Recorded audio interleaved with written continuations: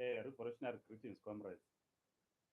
The last video that we did live was about the ANC policy conference. Questions were then sent in respect to that video. Unfortunately, I've been traveling, so I wasn't able to respond to most of the questions that were sent, but we'll try to find time this week and respond to these questions. In this video, we want to discuss Zama, Amakorokoza, or Ochegeta. I am Mabuto Nicholas Mapena. Please like this video. Please subscribe to this YouTube channel. You will recall that in 2016, some Zama operators were trapped in a disused mine. We spent about 3 days there or so trying to retrieve their bodies because they died inside, most of them. Government did retrieve some bodies, but some bodies were left underground. The media came today at Langlach in Johannesburg. Eventually, we did manage, through the assistance of a number of people, including the media, to retrieve the bodies of the Zamazamas who had died inside the mine. I think in 2018, as the leadership of the African Diaspora Forum, we also met some Zamazamas around Benoni because also other people had died underground. And we went to have a meeting with them about the dangers of carrying out this operation.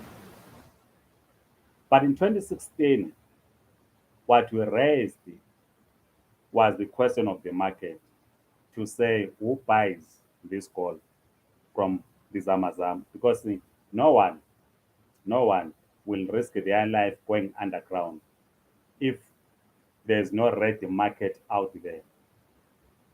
What we should have done from 2016 or even before was to analyze and critique this growing sector, because this is not only happening in South Africa. In Zimbabwe, we call them Amakorokoza or Echegej. They are all over. In my district, in Umzingwan, if you are familiar with Zimbabwe, you go to the farms around Falcon College.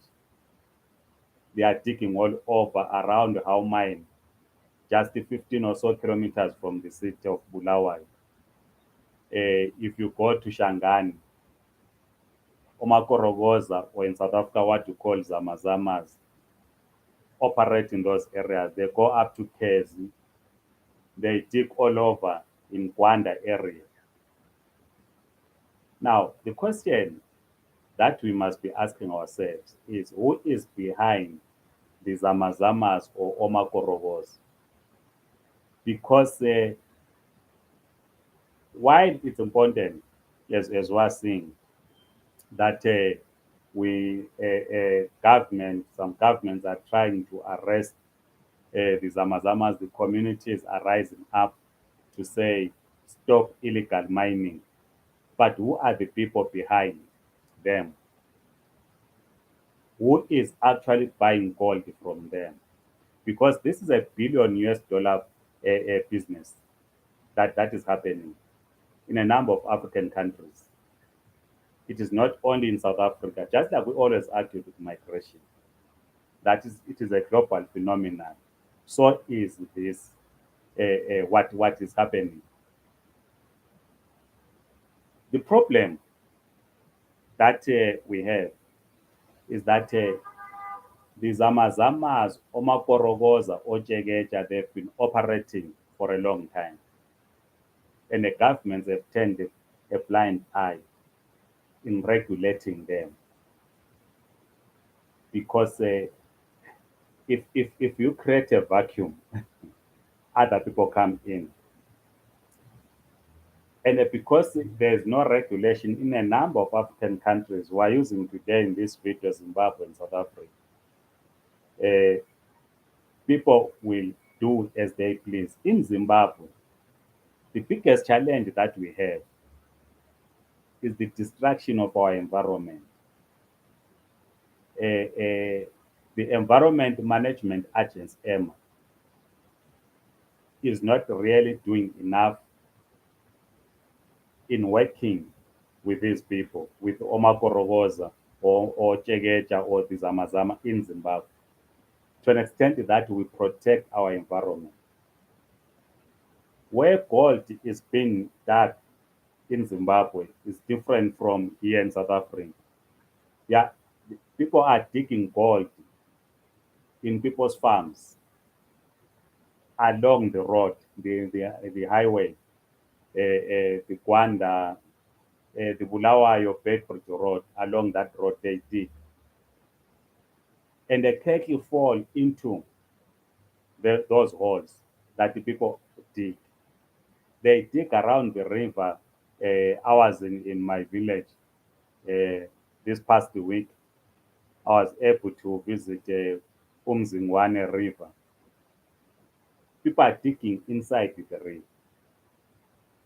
So if there's no regulation for this industry, we'll have these serious problems. Because in the main, our economy is now informal. How do governments regulate this industry? It means that people must be licensed because I observed in Zimbabwe, particularly along Shangani, you can't just order people out of those areas. They will not. And in the case of Zimbabwe, the politicians are behind Omakorokoza. I know of some members of the ruling party in my district. They will set the police to arrest Omakorokoza. Once they are arrested, these senior ZANU-PF members will then go to the police station in Esegodini or in Shangani to release them. So the Omakorokoza or Zama now have to pay a protection fee to this politician or these politicians for them to continue to mine. So it's a thriving business that is happening. You have senior politicians that are behind or Zama in the case of Zimbabwe, Makorokoza or Jeget. And a lot of gold is being smuggled outside Zimbabwe through this mining. I've not really done much study on how much gold is smuggled from South Africa, which the Zamazamas are in possession of, or which they produce, or which they mine. I was reading an article. One journalist says, which have always said that this business runs into billions, and some of this gold finds itself in Dubai. Now the question is, do these Zamazamas actually travel to Dubai to sell the gold? And the answer is no. There are lots of milky people in this business. What we are doing now is to narrow down to the lowest people in this structure, to the lowest, the ones that are actually digging. But we have not attempted to establish the kingpins that buy from these people, or or the very people that these Ozamazama work for, the kingpins. We have not bothered that. I've seen in some videos people being beaten up naked. Uh, uh, that's bad. That's bad. And if and of course Zamazamas and Korogoza, Ochegecha are associated with illegal things that are happening where they operate. People have died in Zimbabwe in these operations. They fight for mining space. Others dig, others get robbed. It happens in Zimbabwe. People have been killed in this business. You'll recall that in Gwanda, there were people that were beaten up, there were some died. In Shangani, people have been dying through this violence in this sector because they operate as gangs. Amakorokoza, Ojegeje, the Zama in Zimbabwe. In South Africa, they also operate as a well organized network. You have the Mozambicans underground, you have Zimbabweans underground, you have South Africans underground, you have people from Lesotho underground, those that were established. As I said, starting this video, that we went to assist to retrieve bodies of some of the Zamazamas that were trapped inside who died underground in 2016. And we also went to Benon. So in South Africa, what I know from Benon, people go underground up to Western.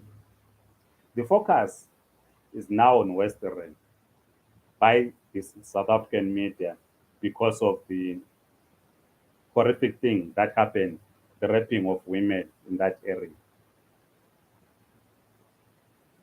The Zamazamas underground, as I'm saying, they are organized, they are armed, and it is dangerous. Some of them even hire people from the hostels to provide security underground. We were hearing stories in 2016 that people get killed. There are those that do not dig, but they go after those that are now going to process the soil. They get robbed, killed for that underground in South Africa. They get killed underground in Zimbabwe. It's a dangerous operation. And then the question is, how do our governments react to such?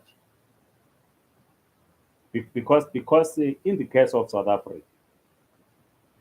yes, communities and the security forces will mobilize and flush out non-South Africans that are operating. But that of course does not mean the mining will not continue. As I'm saying, that there are South Africans that are mining underground. We established this in 2016. So there is need to talk about regulating. I know we once had this discussion in 2016, 2017, and the argument was that you can't regulate an illegal activity. Uh, but the question which remains unanswered is who buys this gold from the Zamazamas? In Zimbabwe, gold is smuggled every day to Dubai and the other areas. You remember some people are caught at the airport carrying 6 kg of gold or so. They just get arrested and then charges are dropped. So we need to have a proper conversation around this unregulated mining. Because to start with,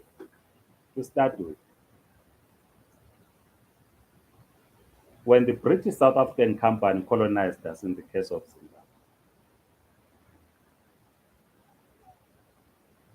they were not regulated. They did not respect our laws. They began by digging our gold illegally because we never granted them licenses to do so.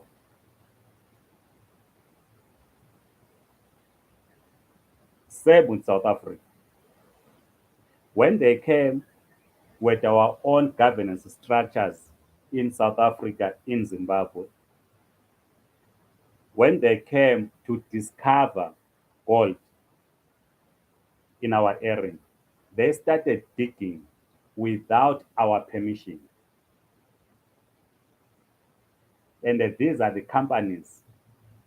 They then established themselves as companies which left us with all these mining dams that we see in a number of communities.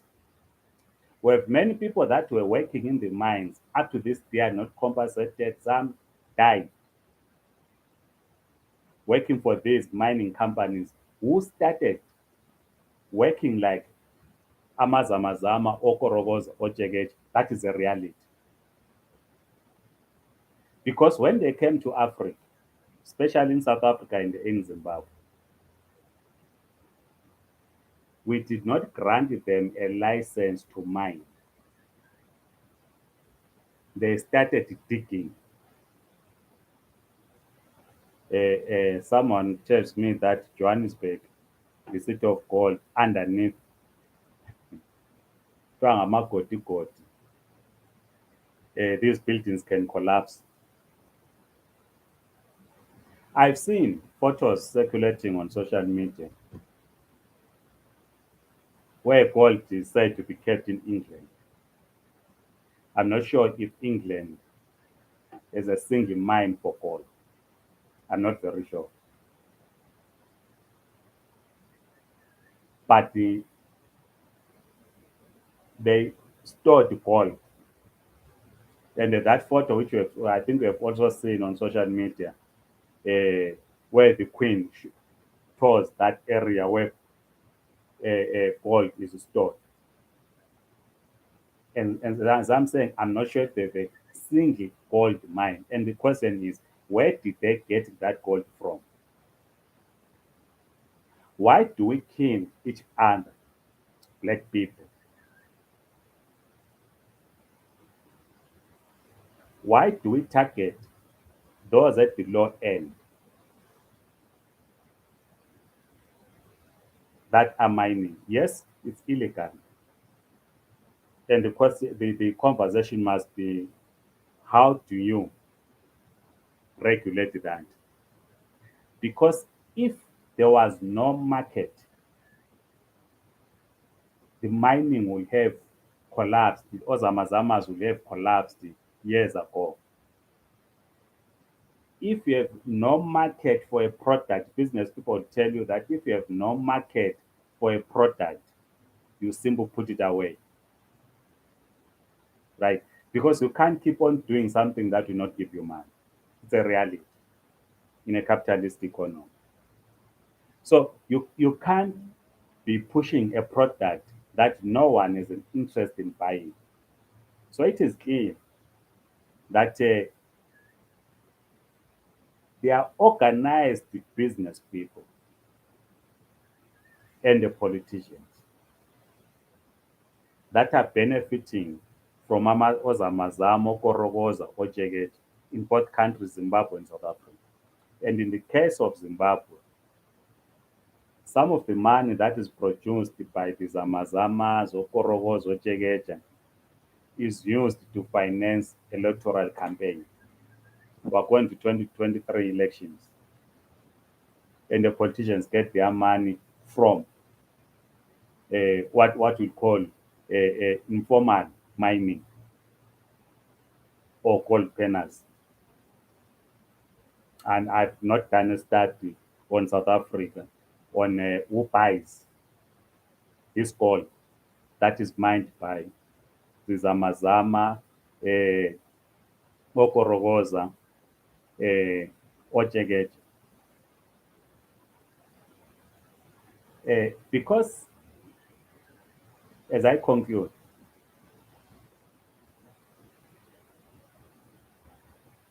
when we chase after the poor at the low strata, the ones that are actually doing the dirty work of digging, but are poor.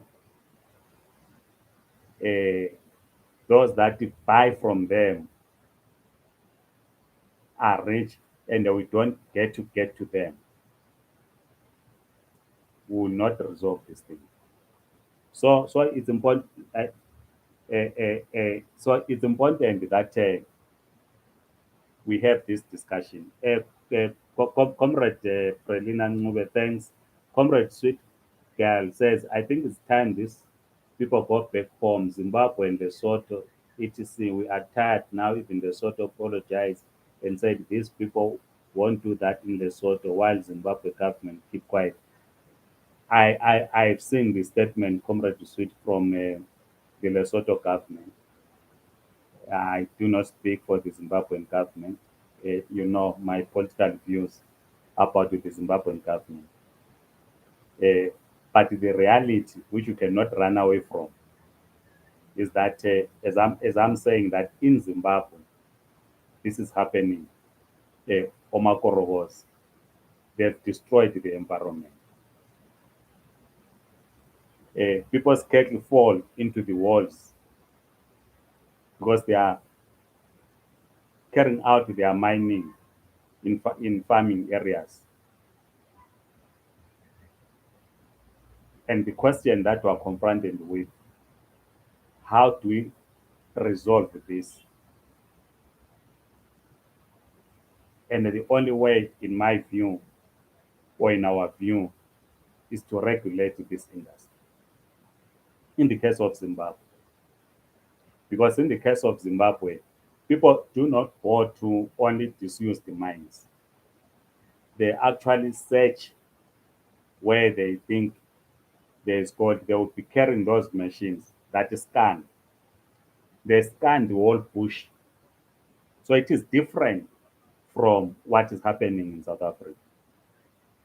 So when in your they scan and they scan leads them to your home, they will come and dig inside your yard.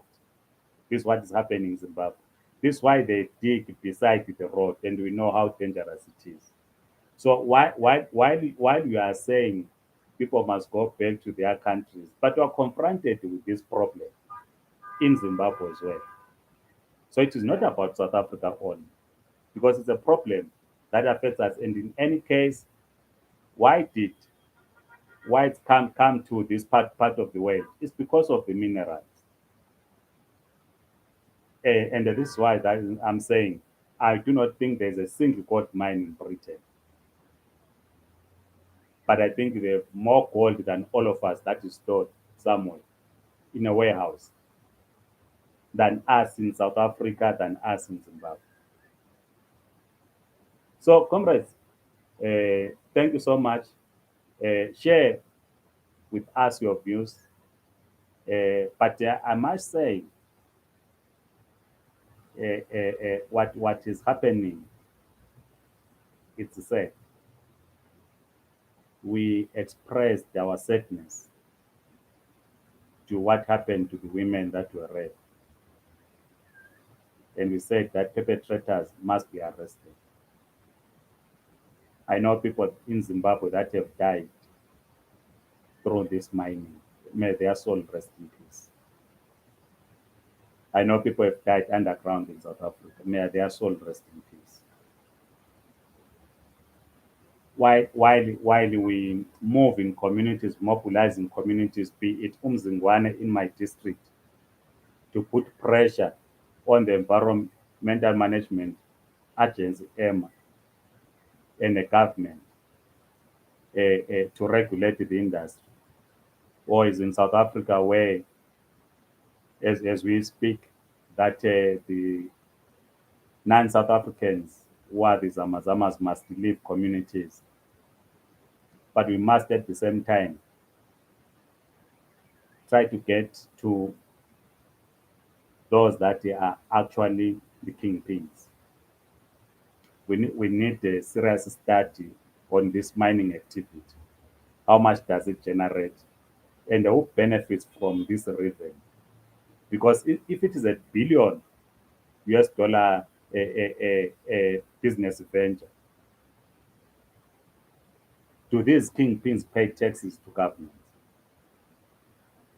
How do they contribute to what we call social agenda in terms of developing communities?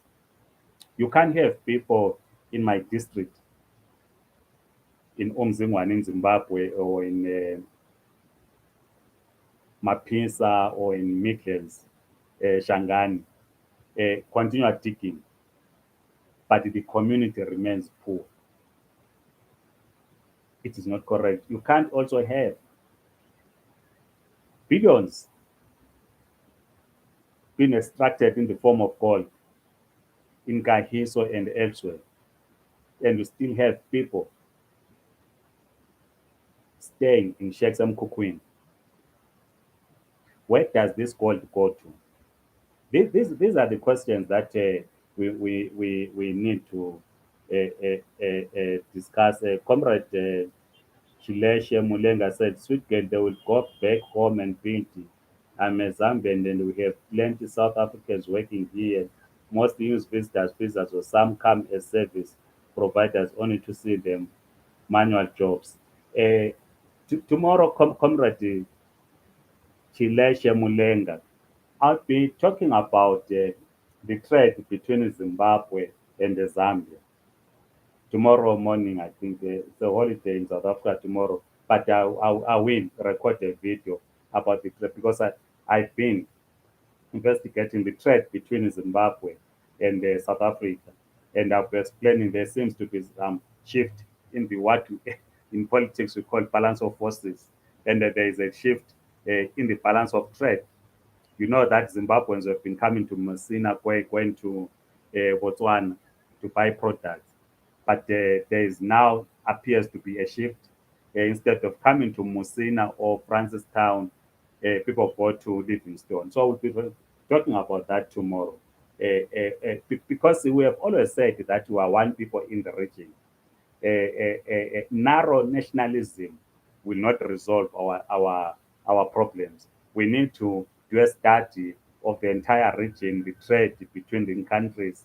So we'll be talking about this tomorrow. What does it mean if those who built Musina are now focusing on Livingstone? What does it mean to the business people in South Africa? But otherwise, please like this video, circulate to your contacts, and please do subscribe to this YouTube channel. Otherwise, have a great day. Goodbye.